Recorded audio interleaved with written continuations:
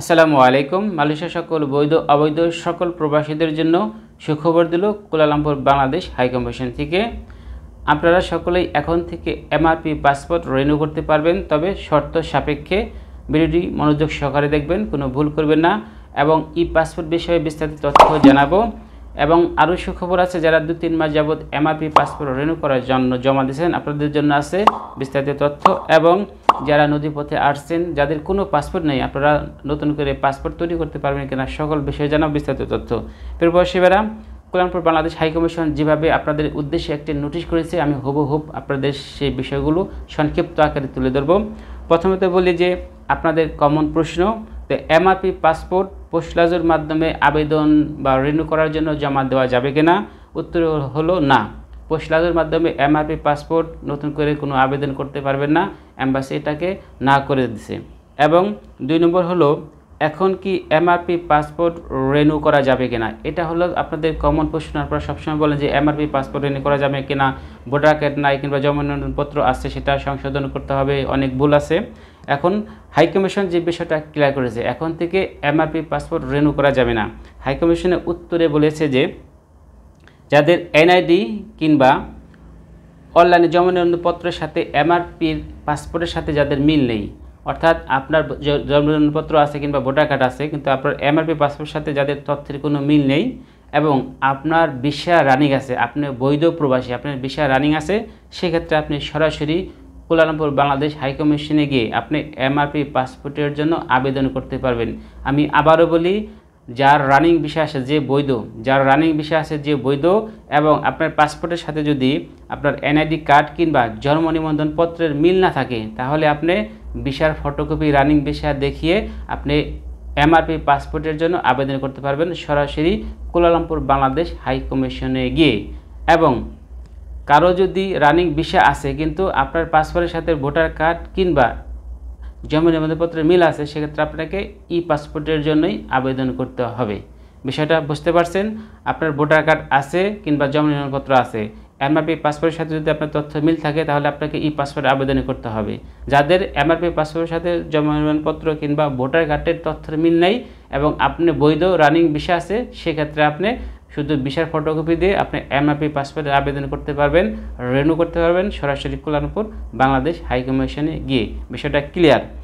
এবার বলি যে আপনাদের অনেক প্রশ্ন, যে যারা 2-3 মাস যাবৎ পাসপোর্ট রিনিউ করার জন্য পাসপোর্ট রিনিউ করার জন্য এম্বাসিতে জমা দিচ্ছেন, আপনারা আপনাদের যেগুলো অনলাইন হয় না সেগুলোর আপডেট তথ্য কি? এখানে হাইকমিশন বলেছে যে যারা 2-3 মাস যাবৎ অনলাইনে আবেদন করেছেন এমআরপি পাসপোর্ট রিনিউ করার জন্য, তাদের পাসপোর্টগুলো 30 জানুয়ারির ভিতরে 2025 সাল জানুয়ারি মাসের 30 তারিখের ভিতরে সম্পূর্ণ প্রিন্ট হয়ে মালয়েশিয়া আসবে, এ বিষয়ে তারা আশ্বাস দিয়েছে। আশা করি আপনারা জানুয়ারি মাসের ভিতরেই আপনারা এমআরপি পাসপোর্ট পাবেন। যাদেরগুলো অনলাইন হয় নাই সেগুলো অনলাইন হওয়ার জন্য এম্বাসি কাজ করতেছে এবং পাসপোর্টগুলো জানুয়ারি মাসের মধ্যেই হাতে পাবেন বলে তারা আশা করেছেন। তাহলে এই বিষয়টা কিন্তু জানতে পারলেন।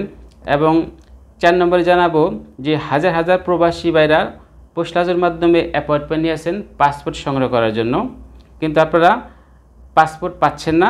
সেক্ষেত্রেও হাইকমিশন বলেছে যে করণীয় কি? উত্তরে তিনি বলেছেন যে পোস্ট অফিসের মাধ্যমে যারা অ্যাপয়েন্টমেন্ট নিয়েছেন 30 ডিসেম্বরের ভিতরে তাদের পাসপোর্টগুলো প্রেরণ করা হবে। যারা পোস্টলাজের মাধ্যমে অ্যাপয়েন্টমেন্ট নিয়েছেন, বারকোড পান নাই কিংবা পাসপোর্ট এখনও পান নাই, তাদের পাসপোর্টগুলো এই চলতি মাস 30 ডিসেম্বরের ভিতরে তাদের পাসপোর্টগুলো পোস্টলাজের মাধ্যমে পাঠিয়ে দেবে। অর্থাৎ আপনারা এই মাস শেষেই অর্থাৎ জানুয়ারির প্রথম সপ্তাহে পোস্টলাজের মাধ্যমে পাসপোর্টগুলো সংগ্রহ করতে পারবেন যারা অলরেডি অ্যাপয়েন্টমেন্ট নিচ্ছেন।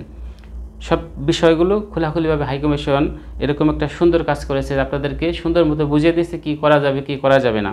এবং 5 নম্বরে যাদের এমআরপি পাসপোর্ট হয়েছে তাদের পাসপোর্ট কি হাতে হাতে দেওয়া হবে? যাদের এমআরপি পাসপোর্ট রিনিউ হয়ে গেছে, মানে আপনার অনলাইনে দেখছেন আপনার পাসপোর্টটি কমপ্লিট রিনিউ হয়ে গেছে, তাহলে কি আপনি হাতে হাতে পাসপোর্টটি সংগ্রহ করতে পারবেন?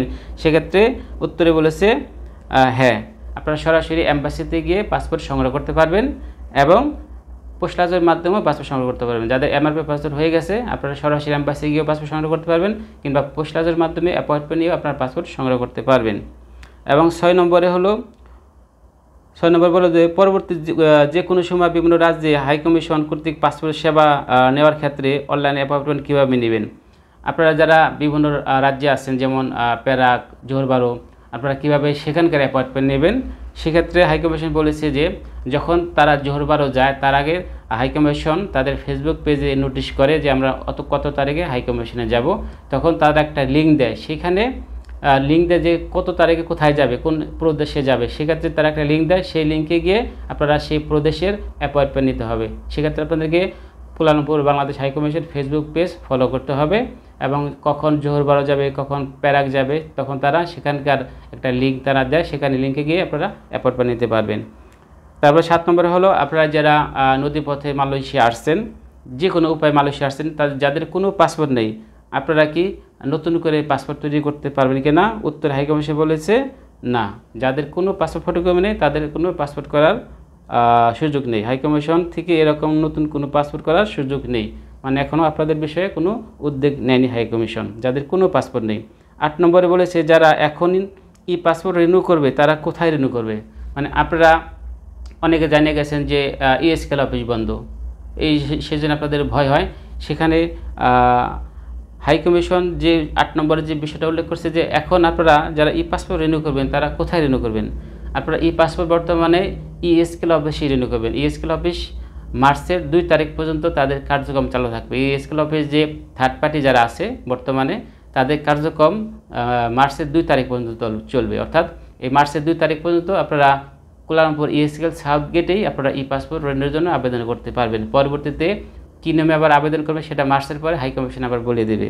তাহলে আপনারা বুঝতে পারলেন যে ইএসকেল অফিস কিন্তু এখনও রানিং আছে। আপনারা ইএসকেল অফিসেই আপনার অ্যাপয়েন্টমেন্টের মাধ্যমে মার্চের 2 তারিখ পর্যন্ত 2025 সাল আপনারা ই পাসপোর্টে আবেদন করতে পারবেন। এবং